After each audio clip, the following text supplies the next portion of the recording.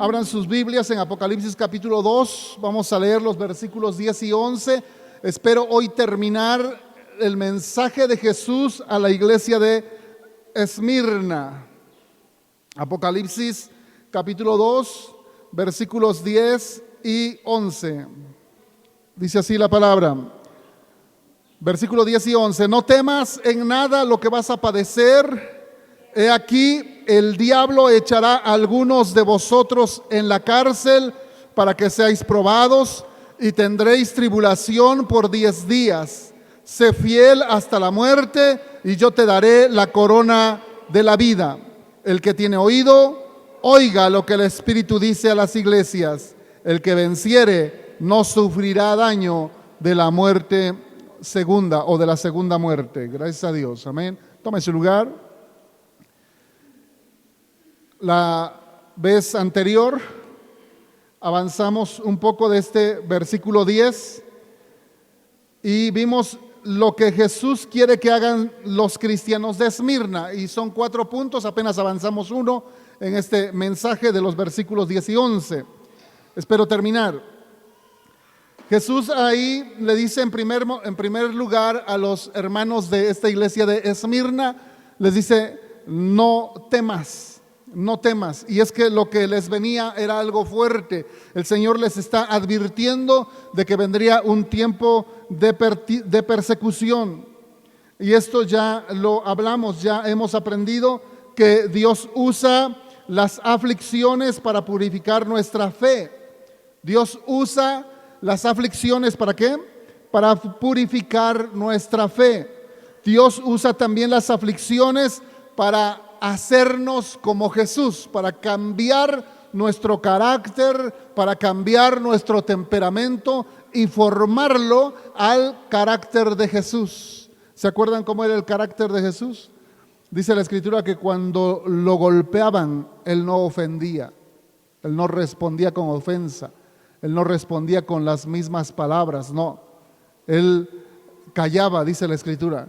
Y formar ese carácter en nosotros, más cuando no sufrimos de persecución o de problemas, se nos hace muy difícil, porque creemos que somos dueños del mundo, creemos que nosotros controlamos la situación, y eso nos lleva a orgullecernos y a querer que los demás hagan lo que nosotros queremos y que nos traten como deben y que nos den nuestro lugar, y peleamos por nuestros derechos, porque nuestro orgullo está hasta arriba, bien elevado.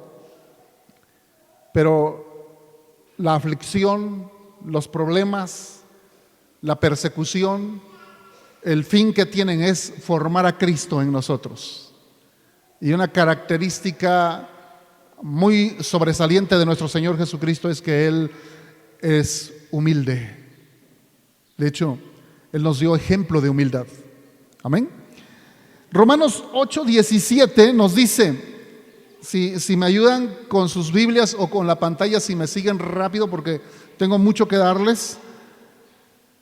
Romanos 8:17 dice: y si hijos, también herederos de Dios y coherederos con Cristo, si es que padecemos juntamente con Él, para que juntamente con Él seamos glorificados. Dice que sí, somos herederos y coherederos con Cristo, es decir, sí vamos a estar allá en su presencia. Pero luego hay una pequeña condición, vamos a ponerle así. Dice: si juntamente padecemos con Él. O sea, mientras estamos aquí en la carne, mientras Cristo no viene, mientras vivimos aquí en esta tierra todavía, mientras no seamos arrebatados, todos vamos a padecer aflicción de una o de otra manera. Unos tal vez más intensa, otros tal vez más suave, pero un principio bíblico que no debemos descartar es que Dios nunca te va a dar algo que tú no puedas soportar. entonces Dios nos va a probar de acuerdo a lo que necesitamos. Dios nos va a pasar por tribulación, por situaciones difíciles, de acuerdo a lo que necesitamos nosotros para doblegar nuestro carácter, para quebrantar nuestro ego delante del Señor. Amén. Alguno dirá entonces, hermano, ¿yo por qué? ¿Por qué sigo teniendo los mismos problemas? No sé, pero muy probablemente es porque aún no te has quebrantado lo suficiente. Hace unos días les daba ejemplo del hermano Germán. Él me decía, ahora que ha estado enferma mi esposa, porque está muy enferma, sigue muy mal la hermanita. Hace 8 días oramos por él, o hace 15, ¿se acuerdan? Y está muy mal la hermana. Ya se le cayó todo el cabello, ya tiene hemodiálisis, ha estado internada en varias ocasiones por 15, 20 días. Está muy mal la hermana, muy mal. Y me dice el hermano, nunca antes en mi vida cristiana había orado tanto como ahora. Y lo dice así, con una paz y con una tranquilidad y con un gozo.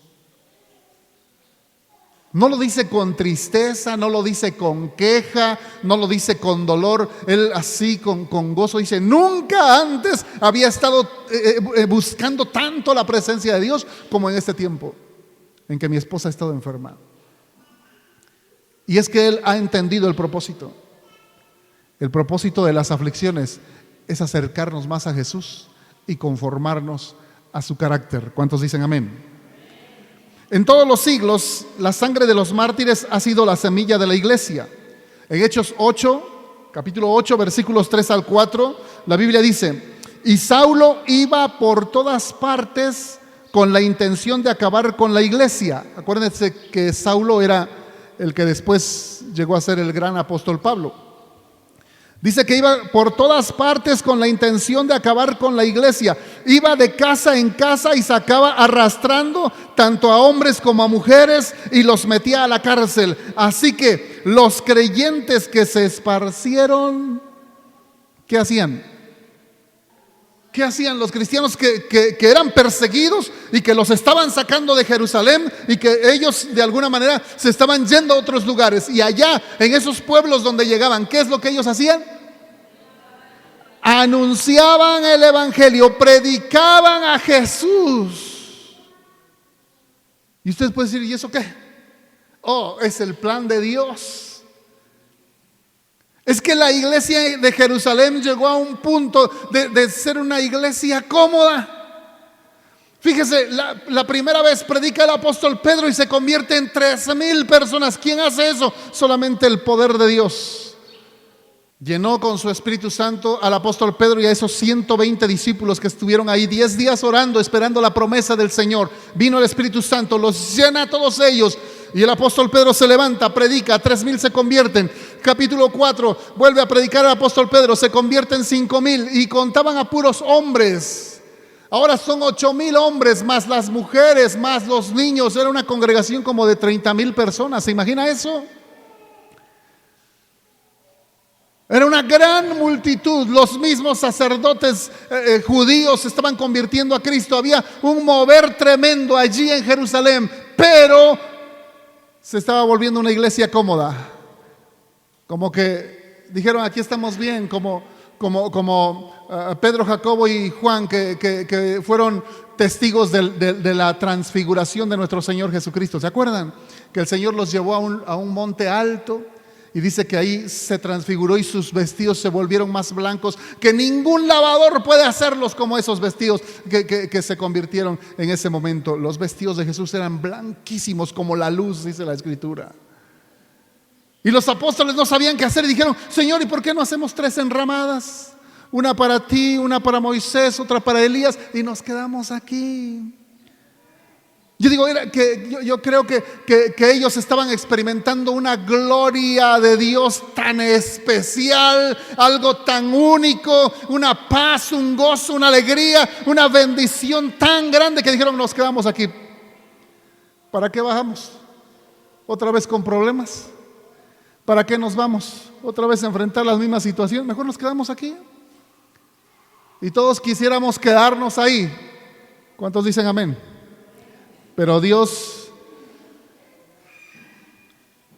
impulsó a su iglesia a salir, porque el propósito era llegar a otras ciudades, a otros países, a otras naciones, a otros pueblos. Y provocó la persecución para que la iglesia fuera esparcida y de esta manera cumpliera su propósito. Así que con esto estamos acentuando algo. Una vez más te lo digo, los problemas que vienen a tu vida son necesarios para cambiarte, para transformarte a la imagen de Jesús, para que cumplas el plan de Dios. ¿Cuántos dicen amén? Sí, yo sé que a unos no les gusta.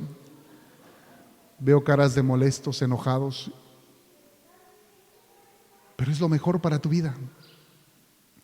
Mientras en esta tierra quieras hacer tu voluntad, todo va a ser para mal, tarde o temprano. Tu necia voluntad, tu voluntad terca de hacer lo que tú quieres fuera de la voluntad de Dios, siempre va a ser para mal, tarde o temprano. Y la voluntad de Dios, dice la Escritura, que es buena, agradable y perfecta. Aunque mientras estemos aquí en la tierra parezca que es totalmente contrario. Aunque mientras estamos aquí en la tierra estemos llenos de aflicciones y de problemas y parece que decimos, híjoles, no veo que la voluntad de Dios sea buena, agradable y perfecta. Pero lo que está haciendo en nuestro corazón, ese cambio, esa transformación que Dios está logrando, es para que vivamos toda la eternidad en su presencia. ¿Cuántos dicen amén? El cristiano en Esmirna sería probado, pero pasaría la prueba. Esta iglesia, comparada con las otras 6, no tiene nada que se le señale en contra. De las 7 iglesias que se mencionan ahí en Apocalipsis 2 y 3, solamente esta es la única a la que el Señor no le llama la atención.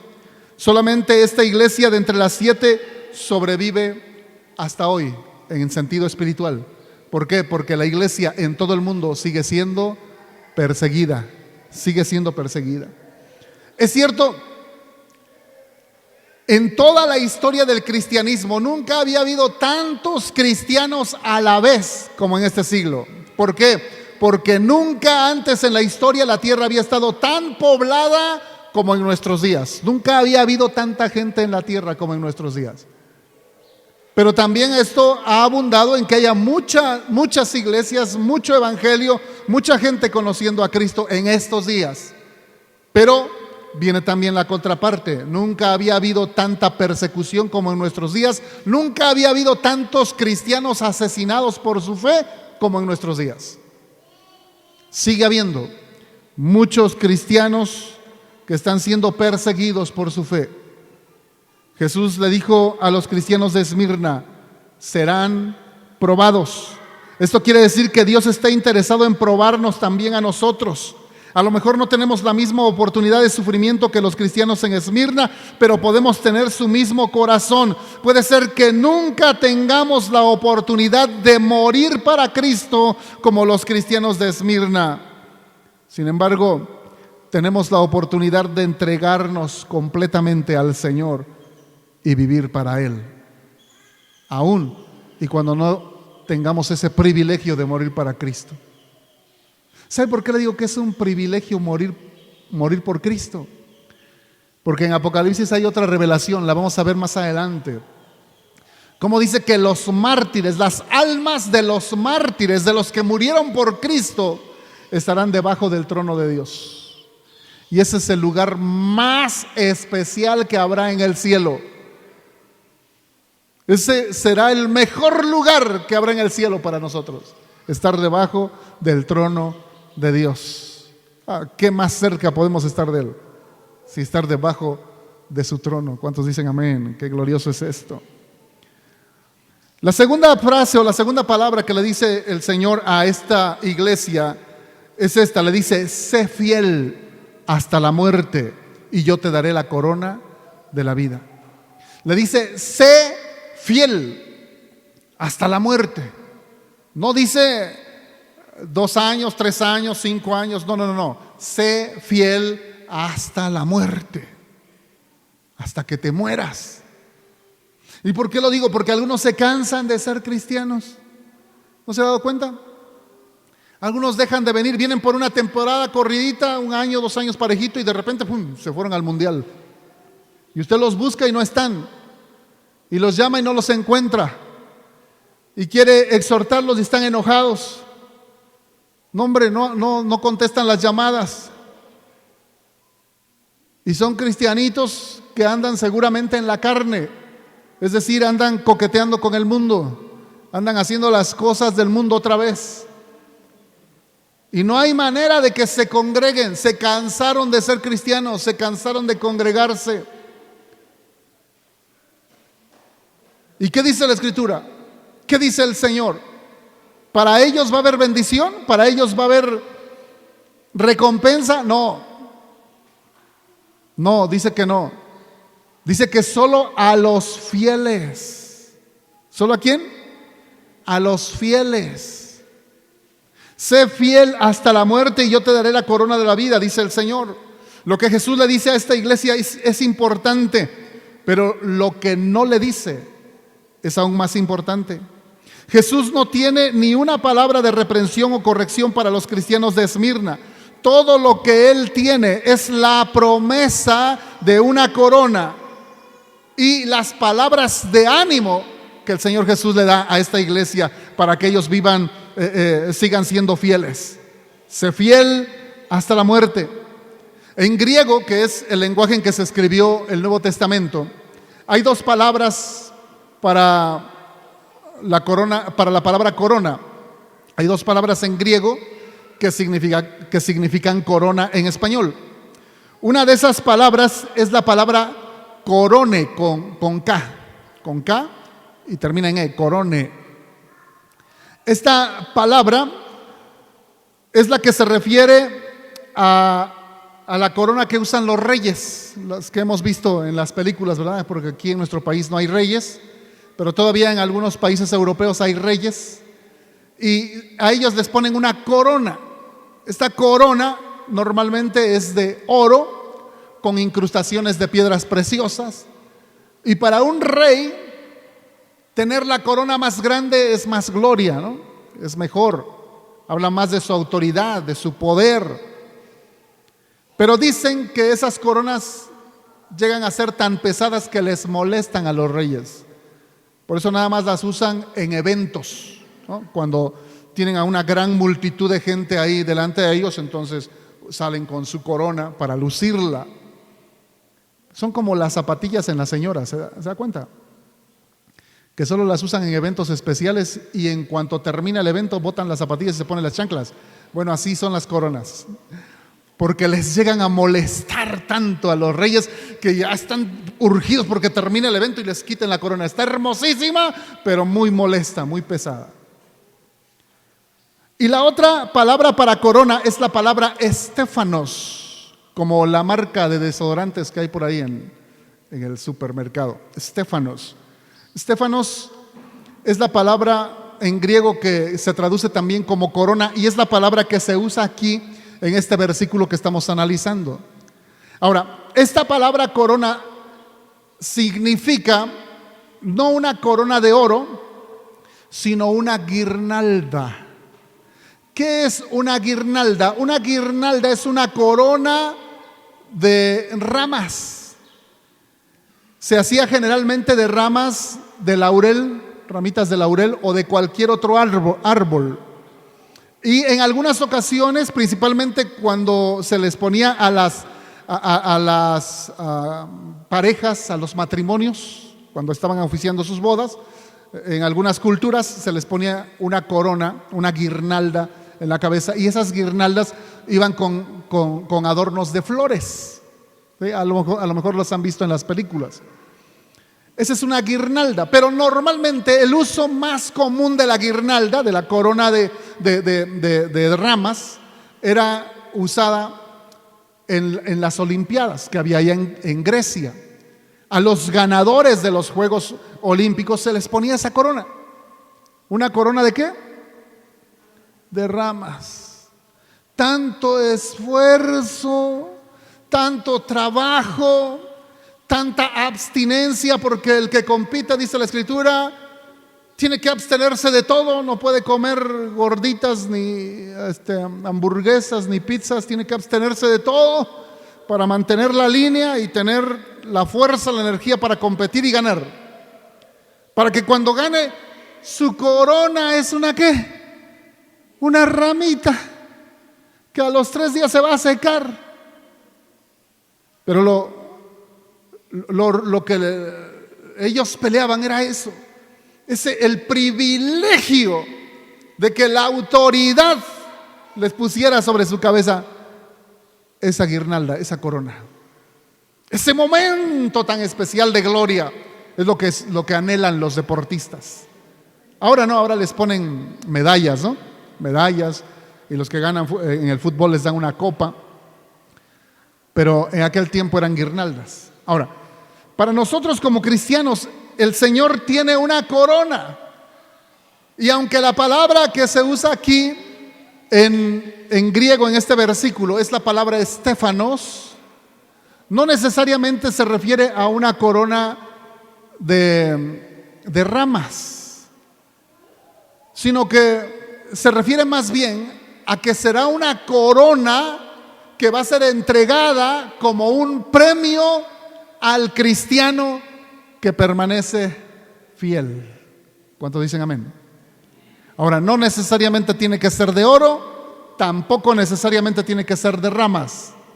Lo que sea el material que sea, lo importante es que nuestro Señor Jesucristo nos coloque alguna de las coronas que nos menciona en su palabra. ¿Cuántos dicen amén? Imagínese ese momento glorioso allá en su presencia, en el tribunal de Cristo, formaditos ahí, todos los millones de cristianos del mundo en estos 2000 años, y el Señor nombrando a sus héroes, el Señor nombrando a sus ganadores.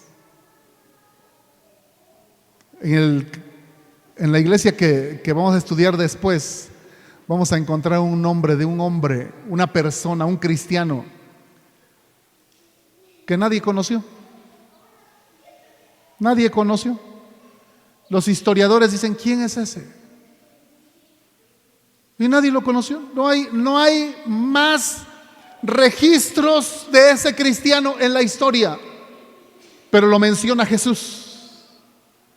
¿Y sabe de qué nos habla eso? De que aunque no seas un famoso cristiano del siglo XXI, aunque no salgas en Facebook, en YouTube, en televisión o en radio, tú eres conocido por Dios. ¿Cuántos dicen amén? Dios te conoce bien. Dios sabe quién eres tú y qué estás haciendo en el servicio al Señor y las motivaciones con que lo haces. ¿Cómo tú estás sirviendo? Y si no estás sirviendo, tus motivaciones también las conoce el Señor. Pero aquí el Señor se está refiriendo a esos cristianos que han sabido negarse a sí mismos, a esos cristianos que han decidido dejarlo todo por servir a Cristo, aquellos que han puesto a Cristo Jesús como su único y suficiente Salvador, como el Rey, como el primero, como el más importante en sus vidas, y que le sirven de todo corazón y que le son fieles. A ellos el Señor les dará una corona. ¿De qué material? No lo sabemos. No lo sabemos. Probablemente o muy seguramente no sea de oro, porque el oro será como el polvo allá en la ciudad celestial. ¿Y quién se pone una corona de tierra? ¿Verdad que no? El oro no vale allá en el cielo. No sabemos de qué material sea. Lo importante es el momento en que el Señor te coloque esa corona. ¿Cuántos dicen amén? En tercer lugar, el Señor Jesús le dice a la iglesia de Esmirna: el que tiene oído, oiga lo que el Espíritu dice a las iglesias. A pesar de que el Espíritu tiene algo que decirnos a través de cada una de las 7 iglesias, esta carta para los cristianos de Esmirna puede aplicar en menor medida a los cristianos modernos, principalmente de este lado, de Occidente, de Europa para acá, porque aquí difícilmente o muy poco sufrimos persecución, aunque sí hay zonas donde hay hermanos que están siendo perseguidos. Quiero compartirles brevemente el testimonio de un hombre llamado Policarpo. Usted lo puede investigar en la historia. Este era un hombre discípulo del apóstol Juan, llamado Policarpo. Este vivió más o menos en ese tiempo de la iglesia de Esmirna. Recuerde que la primera iglesia, la iglesia de Éfeso, representa a la iglesia en el tiempo de los apóstoles, desde la muerte de Cristo hasta que murió el último apóstol. La iglesia de Esmirna representa a la iglesia del año 100 aproximadamente al año 300, es el tiempo de la persecución. En ese tiempo vivió este hombre llamado Policarpo, y déjeme leerle un poco acerca de su testimonio o su historia. Dice así: el año después de que Policarpo regresó de Roma, una gran persecución cayó sobre los cristianos de Esmirna. Su congregación lo motivó a que dejara la ciudad hasta que el peligro pasara, es decir, vete de la ciudad, ya que se calme la persecución, entonces regresas.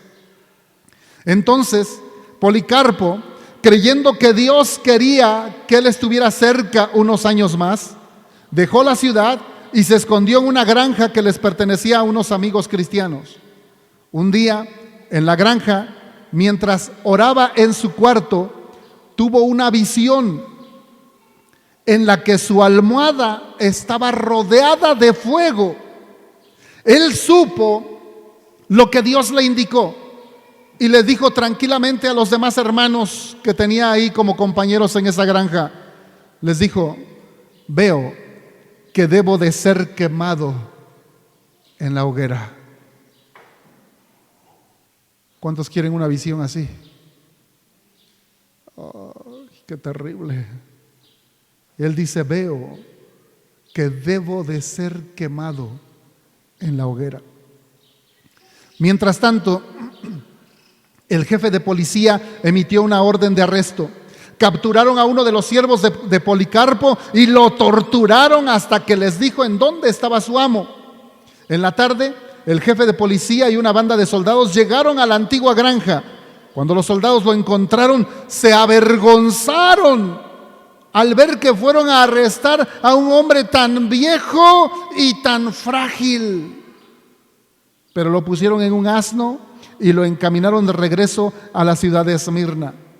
De camino a la ciudad, el jefe de policía y otros oficiales del gobierno trataron de persuadir a Policarpo para que ofreciera una pizca de incienso ante la estatua de César y que simplemente dijera: César es el Señor. Eso era todo lo que tenía que hacer y sería libre. Le suplicaron, le rogaron que lo hiciera para que así pudiera escapar de las terribles penas que tendría que sufrir. Primero, Policarpo se mostró silencioso, pero luego les respondió firmemente: no. Ahora el jefe de policía estaba enojado, fastidiado con el anciano, y lo empujó de su carruaje hacia el piso.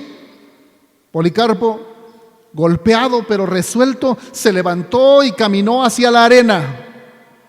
Recuerde que en cada ciudad había algo así como un estadio donde tenían sus fiestas y donde generalmente mataban a los cristianos. Los horribles juegos en la arena ya habían comenzado en serio. Una gran multitud sedienta de sangre se había juntado para ver a los cristianos ser torturados y asesinados. Un cristiano llamado Quintis había proclamado valientemente que era un seguidor de Jesús y que estaba dispuesto a ser martirizado. Pero cuando vio a los violentos animales en la arena, perdió su valentía y se acobardó. Y entonces quiso quemar esa pizca de incienso a César, y proclamarlo como Señor. Y de esta manera se libró de la muerte. Sin embargo, otro joven llamado Germanicus no se retractó. Él marchó y enfrentó a los leones y murió por su Señor Jesucristo. Otros 10 cristianos dieron sus vidas ese día, pero la multitud no estaba satisfecha. La multitud clamaba: fuera los ateos que no adoran a nuestros dioses. En ese tiempo a los cristianos les llamaban ateos, porque todos los demás tenían imágenes, figuras, esculturas de sus dioses. Pero los cristianos, al igual que los judíos, adoramos a un Dios que es espíritu, que no lo vemos y por eso no le hacemos imagen. Pero los cristianos eran acusados de ateos y decían: fuera esos ateos. Para ellos, los cristianos eran ateos porque no reconocían a los dioses tradicionales de Roma y Grecia. Finalmente, la multitud empezó a repetir: ¡saquen a Policarpo! Policarpo era famoso en ese tiempo y ya la multitud estaba sedienta de ver morir a Policarpo. Cuando Policarpo trajo su cuerpo cansado a la arena, él y otros cristianos escucharon una voz del cielo que les dijo: sé fuerte, Policarpo. Desde el cielo se escuchó esta voz. Mientras él estaba delante del procónsul, intentaron de nuevo que renunciara a Jesús. El procónsul le dijo a Policarpo que estuviera de acuerdo con la multitud y que gritara: fuera los ateos. Policarpo miró fijamente a la multitud sedienta de sangre, saludó con su mano y dijo: fuera esos ateos. Como que en un momento estuvo tentado a renunciar. Policarpo miró fijamente a la multitud y dijo: fuera esos ateos. El procónsul insistió: haz juramento e insulta a Cristo y yo te libraré. Policarpo contestó: por 86 años he servido a mi Señor Jesucristo. ¿Cómo he de atreverme a maldecir a mi rey ahora? El procónsul finalmente se dio por vencido y anunció a la multitud el crimen del acusado. Policarpo ha confesado que él es un cristiano, debe morir. La multitud gritó: dejen salir a los leones. Pero los animales ya habían sido guardados. Entonces la multitud demandó que Policarpo fuera quemado. El anciano recordó el sueño en el que su almohada se quemaba y obtuvo coraje en Dios y les dijo a sus ejecutores: está bien, yo no le temo al fuego que quema por una temporada y que después de un rato se apagará. ¿Por qué tardan? Vamos, hagan su voluntad. Estaba lleno del Espíritu Santo.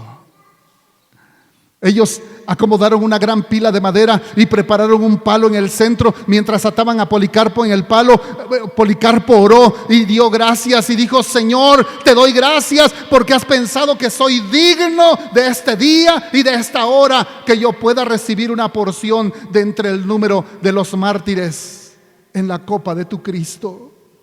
Después de que oró y dio gracias a Dios, ellos encendieron la madera. Una gran pared de flamas se levantó hacia el cielo, pero nunca tocó a Policarpo.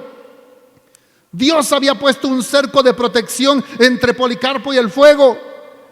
Al ver la multitud que Policarpo no ardía, el ejecutor, en una furiosa rabia, apuñaló al anciano con una lanza. Inmediatamente ríos de sangre chorrearon de su cuerpo y al parecer extinguieron el fuego. Cuando esto sucedió, los testigos dicen que vieron a una paloma ascender de entre el humo hacia el cielo. En ese mismo momento, un líder de la iglesia cristiana en Roma, llamado Ireneo, dijo: escuché a Dios que dijo: Policarpo está muerto. Dios llamó a su siervo a casa. Qué valiente, qué fe, qué seguridad. La pregunta para nosotros, cristianos del siglo XXI, es esta. ¿Estás preparado para el día de tu muerte? ¿Estás preparado para morir por Cristo? Jesús dice: sé fiel hasta la muerte.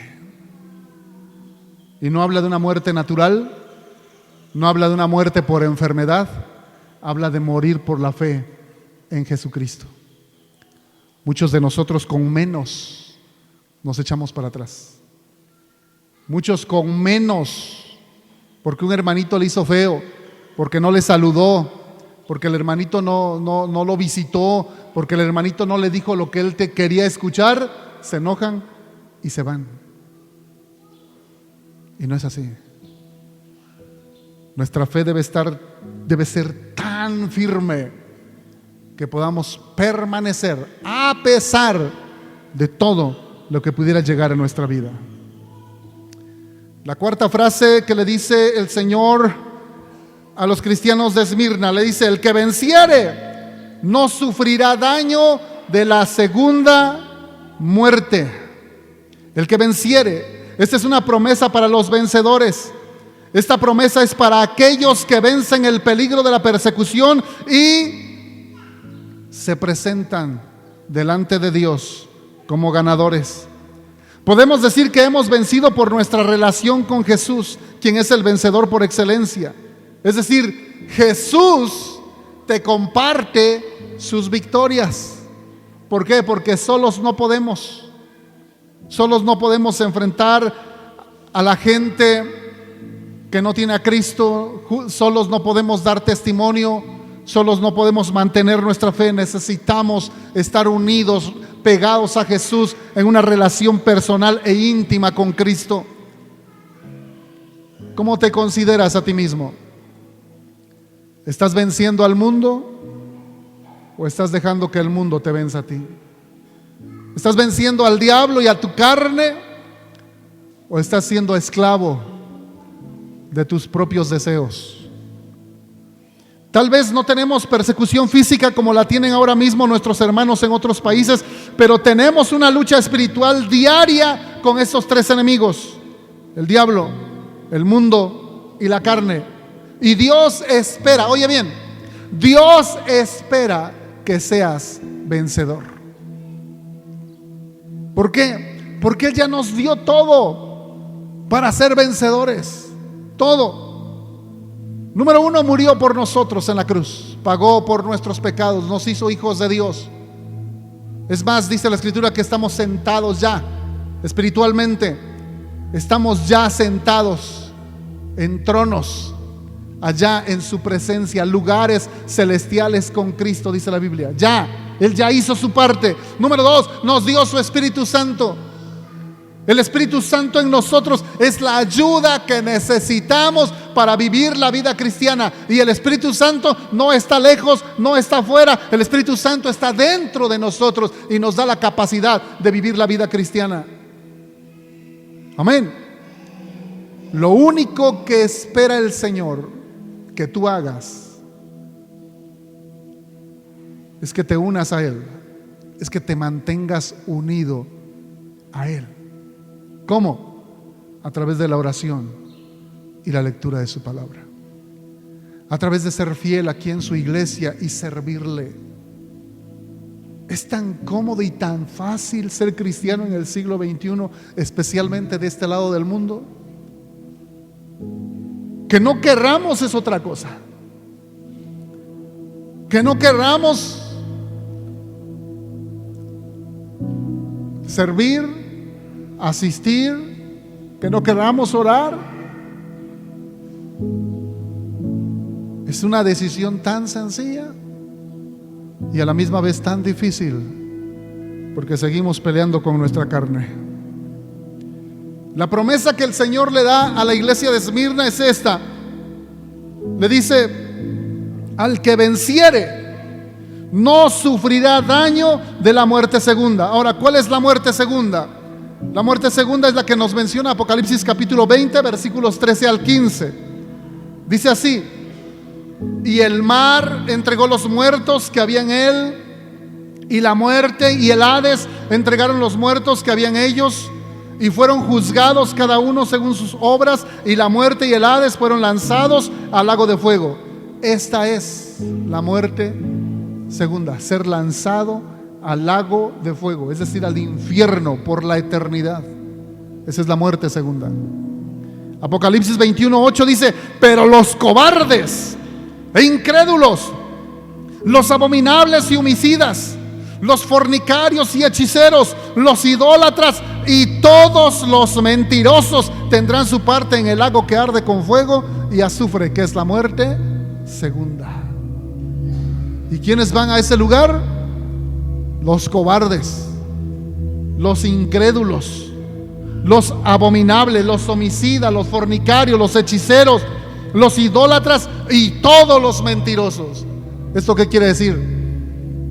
Que necesariamente como cristianos tenemos que esforzarnos para vivir en santidad. En santidad.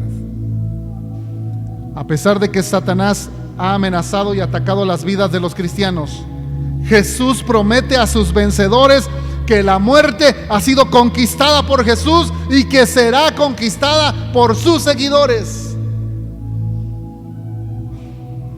¿No oigo un amén? Jesús ya dijo, ya prometió, Él venció a la muerte y nos da la confianza, la seguridad de que usted y yo vamos también a vencer. En Cristo somos más que vencedores. En Cristo somos más que vencedores. Usted y yo estamos incluidos en esta promesa. Al que venciere no sufrirá daño de la segunda muerte. Y tú eres uno de esos vencedores. Declárate vencedor en Cristo Jesús. Declárale, dile al Señor: Señor, yo no puedo, por mí mismo no puedo, yo flaqueo, yo me debilito, yo me canso, mi tendencia es ser infiel, me gusta el mundo, mi carne me lleva al pecado, Señor, pero ayúdame, tú puedes ayudarme y puedes hacer que sea vencedor. Si clamamos, Él nos responde. Si pedimos, Él nos da. Si tocamos, Él nos abre. Pero tenemos que ser lo suficientemente humildes para pedirle al Señor con todo el corazón: Señor, te necesito, yo solo no puedo. Póngase de pie. Lucas 13, 27 y 28 dice: pero os dirá en aquel día: os digo que no sé de dónde sois, apartaos de mí todos ustedes, hacedores de maldad. Allí será el llanto y el crujir de dientes. Yo creo que ninguno quiere escuchar estas palabras en el cielo. Pero va a haber mucha gente y muchos pseudocristianos, muchos cristianos que han vivido el cristianismo de labios para afuera, que no han querido someterse a la voluntad de Dios, que han sido caprichosos, orgullosos, rebeldes, infieles, cobardes. Ellos van a escuchar estas palabras cuando Jesús les diga: nunca les conocí, apártense de mí, hacedores de maldad. Pero usted y yo somos más que vencedores. ¿Cuántos dicen amén? Yo le pido en este momento, levante sus manos y dígale al Señor: Señor, perdóname. Perdóname porque muchas veces te he sido infiel. Muchas veces he sido cobarde. Muchas veces he obedecido a mi carne antes que obedecer tu palabra. Perdóname, Señor, porque en muchas ocasiones me he dejado llevar por la corriente de este mundo y no he querido ser más que vencedor, como dice tu palabra. Hoy me declaro, Señor, como incompetente. Solo no puedo. Sin ti no puedo.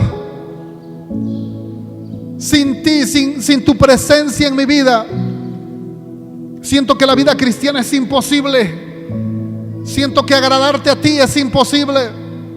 Siento que vivir en santidad es imposible.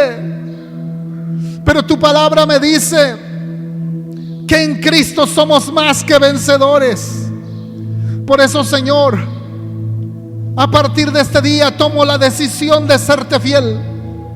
A partir de este día tomo la decisión de buscarte cada mañana en oración, en lectura de tu palabra. Por eso, Señor, a partir de este día tomo la decisión de servirte en alguno de los ministerios de esta tu iglesia, porque quiero ser hallado vencedor. Porque tu palabra nos promete que al que venciere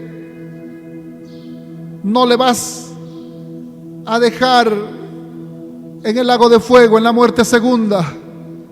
No sufriremos el daño de la muerte segunda, sino que tendremos la seguridad, la confianza de que estaremos en tu presencia. Señor, te damos gracias porque hasta este día no hemos tenido persecución. Tal vez en algún momento sí lo hubo, pero ahora tenemos paz. Solo te pido, Señor, en el nombre de Jesús, que pongas en cada uno de nosotros el obedecer tu palabra, el serte fiel, el vivir en santidad, el servirte con todo el corazón, Señor. No dejes que tu iglesia caiga en apatía. No permitas que tu iglesia sea una iglesia fría. No permitas que esta tu iglesia sea una iglesia infructuosa. No, Señor, no lo permitas. Ayúdanos. Enciende el fuego de tu espíritu en nosotros y muévenos, llévanos a buscar tu presencia cada día y a traer fruto que glorifique tu nombre. Señor, te lo pedimos en tu bendito nombre. Amén. Amén. Gloria al Señor. Dele un fuerte aplauso al Señor. Gloria a Dios.